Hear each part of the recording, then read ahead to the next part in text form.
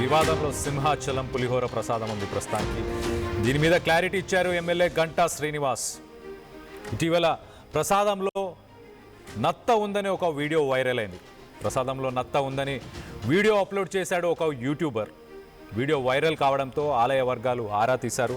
మొత్తానికైతే ప్రసాదం కౌంటర్ దగ్గర తగిన గౌరవం ఇవ్వలేదంటూ ఆ యూట్యూబర్ తప్పుడు ప్రచారం చేశాడు.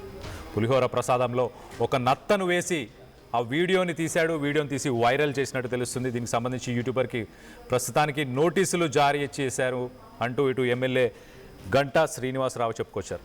దీనికి సంబంధించి ఒక్కసారి ఆ వీడియో చూసే ప్రయత్నం చేద్దాం. అక్కడ ఏం మాట్లాడారు అనేది.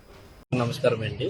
ఈ రోజు 29 డిసెంబర్ మండే మేము సింహాచలం దర్శనం కోసం వచ్చాం. సో దర్శనం అయిపోయిన తర్వాత అందరిలాగా మేము పులిహోర తీసుకోవడానికి వెళ్ళాము. పులిహోర తింటున్నప్పుడు నాకు పులిహోరలో ఏంటంటే నత్త వచ్చింది. ఓన్లీ షెల్ కాదు, నత్తలో సగం బయటకు కూడా ఉంది ఆ పార్ట్. మేము తీసుకెళ్లి కౌంటర్ లో చూపించాం. సో చూపించిన తర్వాత వాళ్ళ రెస్పాన్స్ అయితే అసలు బాగాలేదు. వాళ్ళు మీరు చూపించిన పొట్లం తీసేసుకున్నారు వాళ్ళు. సో మేము ముందుగా ఫోటో తీసుకోవడం మంచిదైంది. అక్కడ వీడియో రికార్డ్ చేయడం కూడా అవ్వలేదు. సో వేరే వాళ్ళు చెల్లించి ఫోటో తీసుకుని మా వాట్సాప్ పెట్టుకున్నాం. మీకు ఫోటోస్ కూడా యాడ్ చేస్తున్నాం. సో చూడండి. సో ఏంటంటే అసలు ఏం సమాధానం ఇవ్వలేదు. కొత్త పులిహోర పాటు ఇచ్చి పట్టుకెళ్ళిపోండి అంటున్నారు.